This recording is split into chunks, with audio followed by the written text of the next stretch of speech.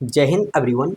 इसके पहले वाले लेक्चर में यानी लेक्चर नंबर 19 में हम लोग संगम काल को पढ़ चुके हैं। यानी हम लोग दक्षिण भारत स्टार्ट किए थे और उसमें हम लोग संगम काल को कंप्लीट कर चुके हैं। आज हम लोग दक्षिण भारत में ही पढ़ेंगे वाकाटक वंश। चलिए स्टार्ट करते हैं वाकाटक वंश के बारे में।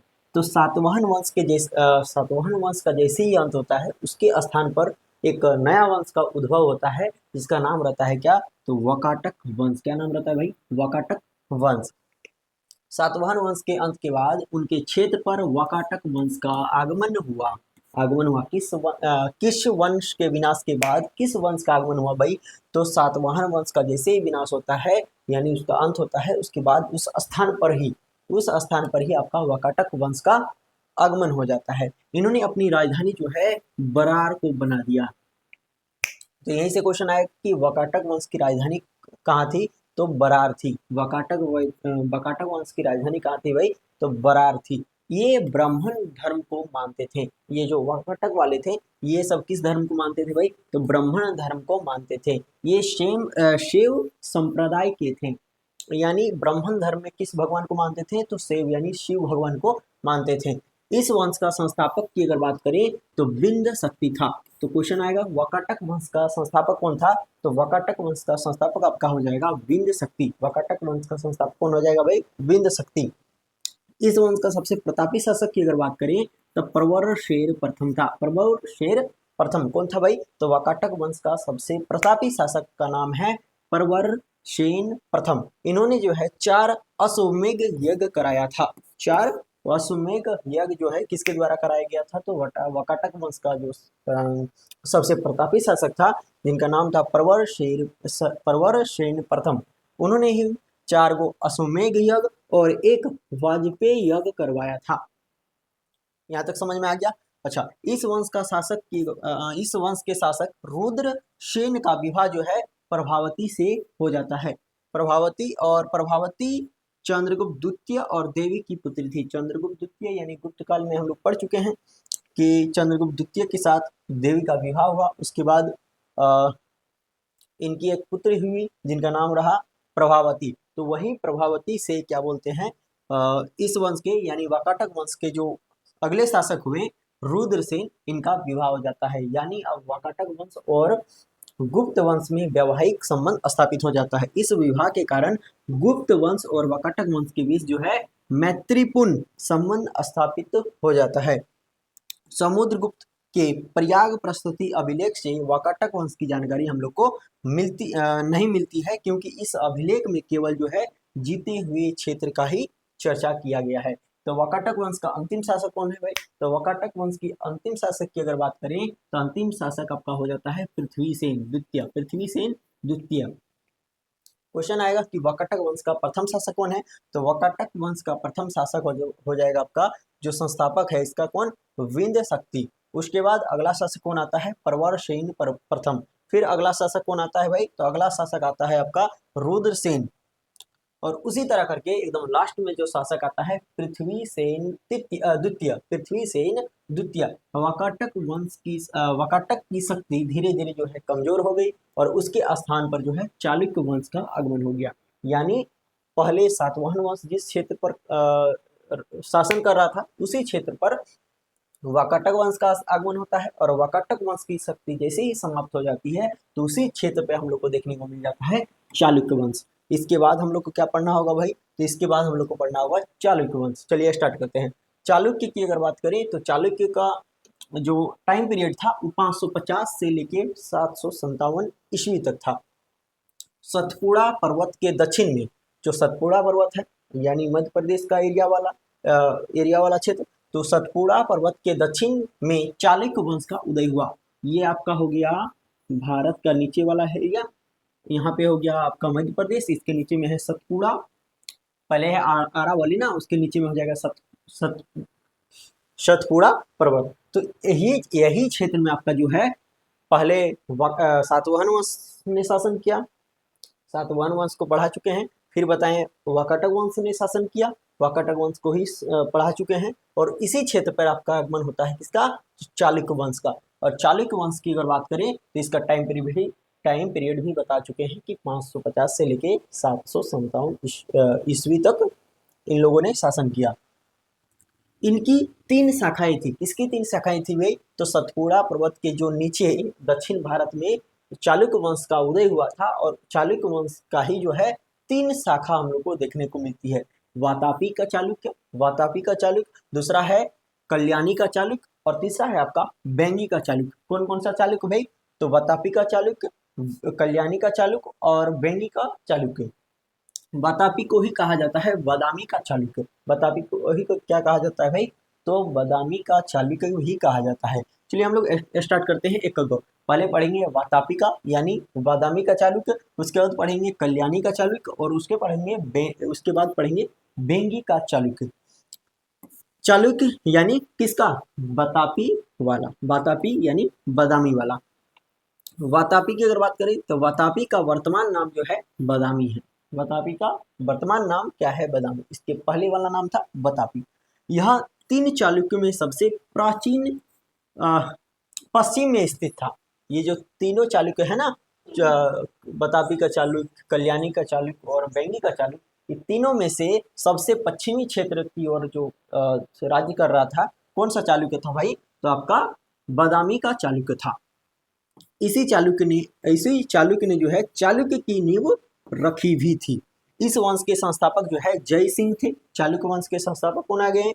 जय सिंह, जिसके बारे में जानकारी केरा ताम्रपत्र अभिलेख से प्राप्त होता है। जय सिंह के बारे में हम लोग को पढ़ने को कहाँ मिलता है भाई? तो इसमें केरा ताम्रपत्र अभिलेख से इनके बारे में जानकारी हम लोग को हासिल होती है। इसने सामंत के रूप में जो है शासन किया, क्योंकि यह स्वतंत्र शासक नहीं था। इन्होंने वातापी यानी कर्नाटक को अपनी राजधानी बना दिया था।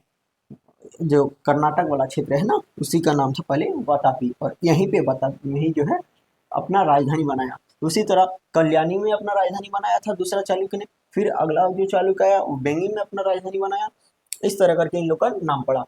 पुलकेशिन द्वितीय ने इस वंश का पुलकेशिन द्वितीय जो है वो इस वंश का सबसे प्रतापी शासक और महान शासक के रूप में निखरा, जिसके बारे में जानकारी एहोर अभिलेख से मिलती है। एहोर अभिलेख पढ़ेंगे तो उसमें विस्तार पूर्वक लिखा गया है कि पुलकेशिन द्वितीय जो है वो चालुक्य बादामी के चालुक्य से बिलोंग करता था। ये बहुत ही खतरनाक शासक था। इन्होंने जो है पुलकेशिन द्वितीय ने ही, जब हर्षवर्धन ने आक्रमण किया था तो पुलकेशिन द्वितीय ने ही उनको पराजित कर दिया था। उसके बाद उत्तर भारत में कोई भी महान शासक नहीं रहा, जिसके कारण फिर अंग्रेज इधर से अंग्रेज नहीं मुस्लिम आक्रमण होने लगा।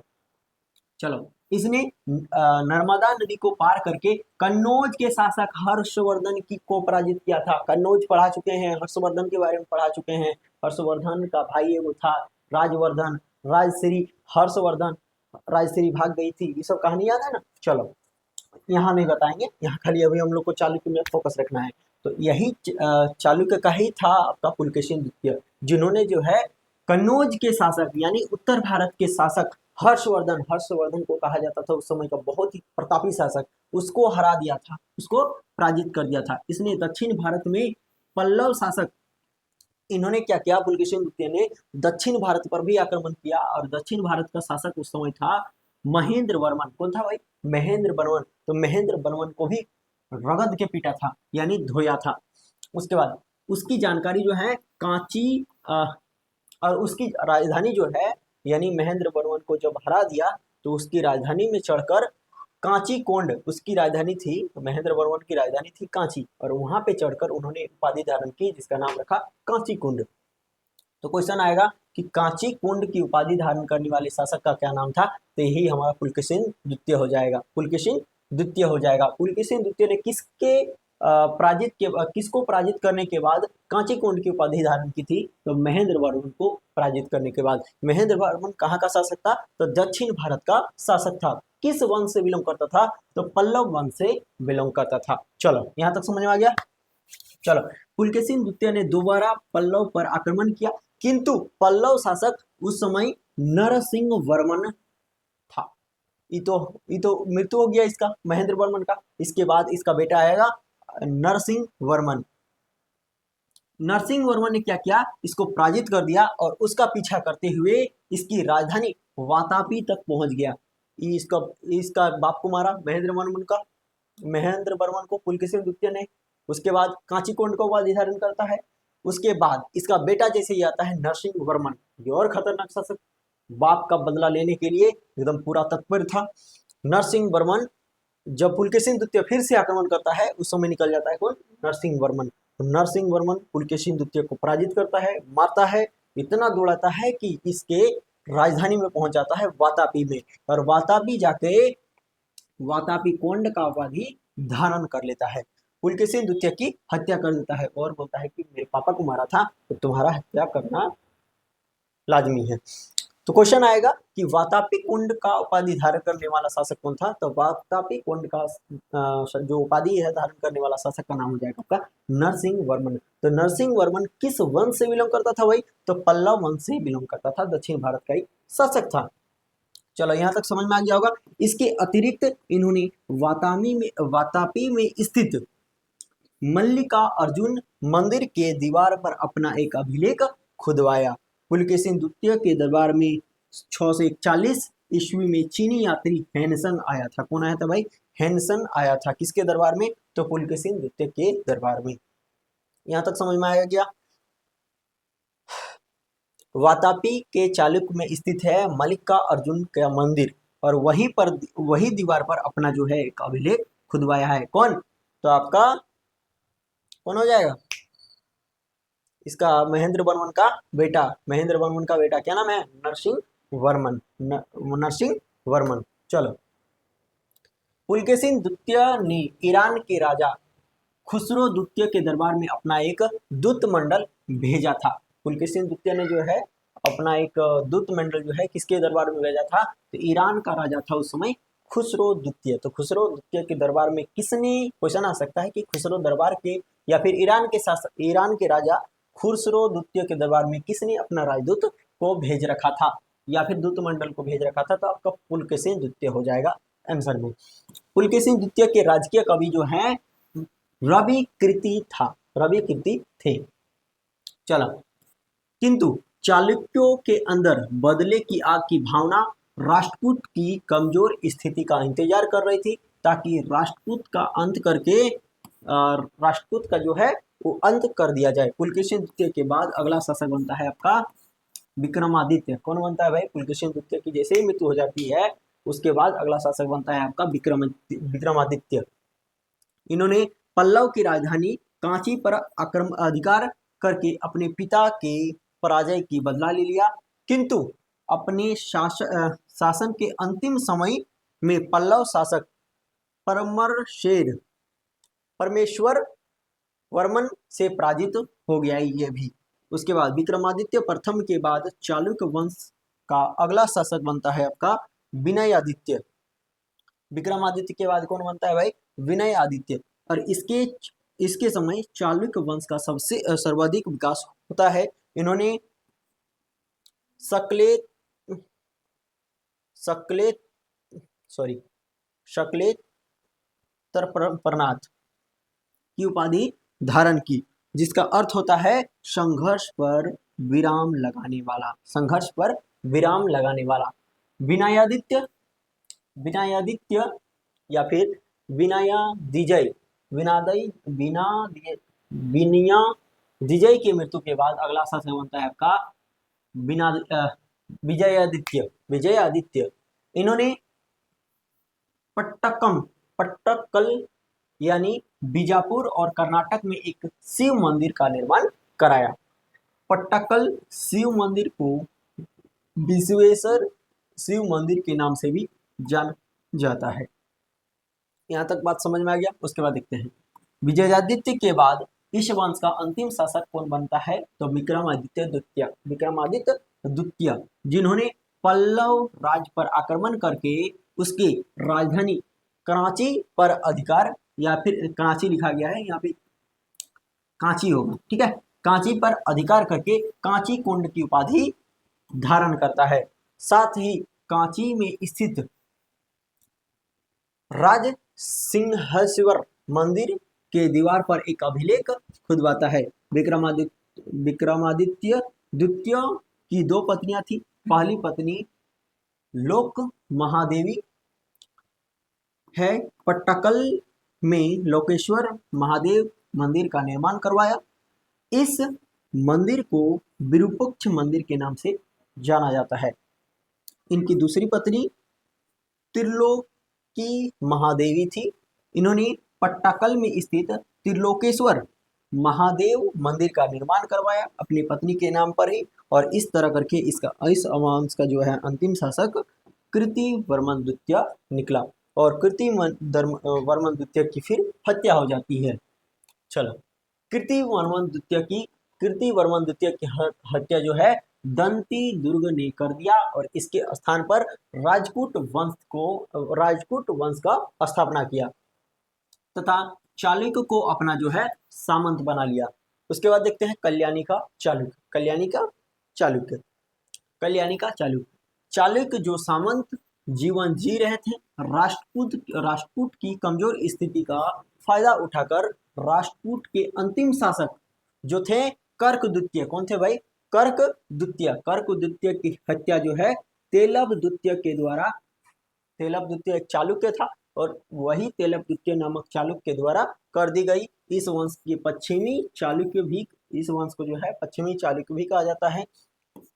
कल्याणी के चालुक्य का संस्थापक था तेलव द्वितीय। इसकी राजधानी मानखेड़ थी। इस वंश का अगला शासक आता है सोमेश्वर। कौन आता है भाई? सोमेश्वर, जिसने अपनी राजधानी जो है मानकोट से कल्याणी स्थानांतरित कर दिया था, जिसके कारण इस वंश का नाम पड़ गया कल्याणी का चालुक्य। जिस कारण इस वंश का नाम पड़ गया कल्याणी का चालुक्य। समझ में आ गया? चलो, सोमेश्वर प्रथम ने जो है अपने जीवन काल में केवल चोलों पर विजय हासिल नहीं कर पाया, और चोल शासक राजेंद्र चोल से हारकर सोमेश्वर प्रथम ने कारुवती के पास तुंगभद्रा नदी में जाकर क्या किया? सुसाइड कर लिया, यानी आत्महत्या कर लिया। इस वंश का अगला शासक आता है आपका विक्रमादित्य फोर। एक कुशल योद्धा था। विक्रमादित्य फोर ने चोल के प्रभाव को रोक दिया, और यह साहित्य प्रेमी भी था। कौन? तो आपका विक्रमादित्य फोर। इसके राजकीय कवि थे विल्हन। कौन थे भाई? विल्हन। इन्होंने विक्रमादेव चरित नामक पुस्तक की रचना की है। इसके दरबार में मिताक्षर विज्ञानेश्वर रहते थे, जिन्होंने मिताक्षरा नामक पुस्तक लिखी, जिसका संबंध जो है हिंदू कानून से था। इस वंश का राज चिन्ह जो है विरह यानी सुअर था। इस वंश का अंतिम शासक आता है सोमेश्वर फोर। किस वंश का भाई? तो किस वंश का? तो आपका कल्याणी का चालुक्य। अब हम लोग देखते हैं वेंगी का चालुक्य। यह चालुक्य की सबसे कमजोर शाखा थी। चालुक्य की सबसे कमजोर शाखा कौन थी? तो वेंगी का चालुक्य, जो आंध्र प्रदेश के बेंगी में था। कहाँ पे था? आंध्र प्रदेश के बेंगी में था। इस वंश के संस्थापक विष्णुवर्धन थे। इस वंश की राजधानी बेंगी यानी आंध्र प्रदेश थी। इस वंश में कोई प्रतापी शासक नहीं हुआ। इस वंश का सबसे योग्य शासक जो निकला आपका विक्रमादित्य थर्ड निकला। इसके बाद धीरे धीरे करके बेंगी मतलब पूरा चालुक्य वंश जो है समाप्त हो जाता है। अब हम लोग थोड़ा सा पल्लव वंश देख लेते हैं। अभी हम लोग देखे थे ना कि पल्लव वंश का राजा जो था महेंद्र वर्मन, वहां पे जाके उसको मार दिया था, फिर उसकी राजधानी में जाकर उसकी उपाधि धारण किया था। तो हम लोग पल्लव वंश को थोड़ा सा देख लेते हैं। पल्लव वंश, इस वंश की राजधानी कांची थी भाई? कांची थी। यह दक्षिण भारत में कृष्णा और गोदावरी नदियों के बीच में था।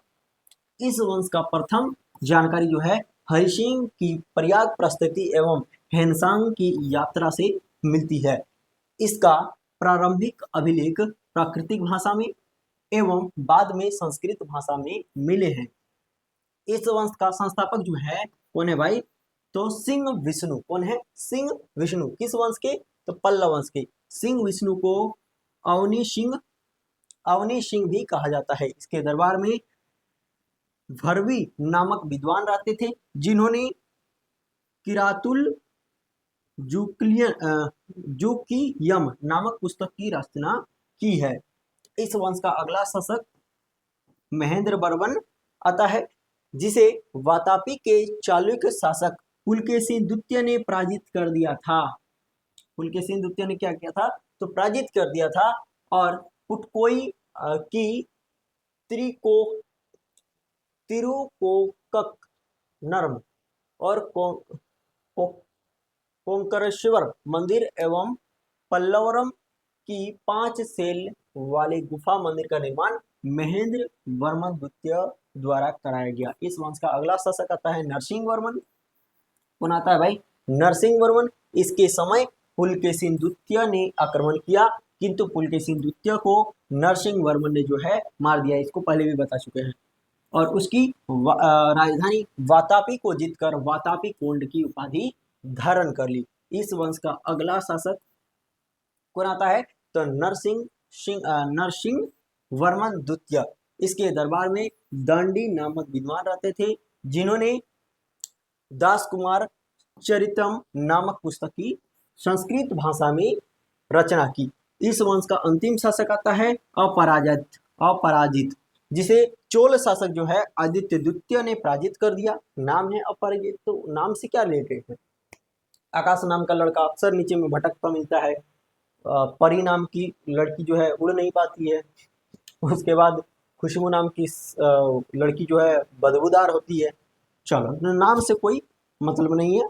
तो इस वंश का जो अंतिम शासक था नाम था अपराजित, लेकिन एक चोल शासक था आदित्य प्रथम ने क्या किया, इसको पराजित कर दिया और पल्लव के स्थान पर चोल वंश की स्थापना कर दी। 18वीं सदी के इस पल्लव वंश में शैव धर्म के अत्यधिक मतलब शैव धर्म को अधिक मानते थे। महेंद्र वर्मन संगीत प्रेमी था। इसने कद्राचार्य को संगीत की शिक्षा दी थी। नरसिंह वर्मन प्रथम ने महाबलीपुरम एवं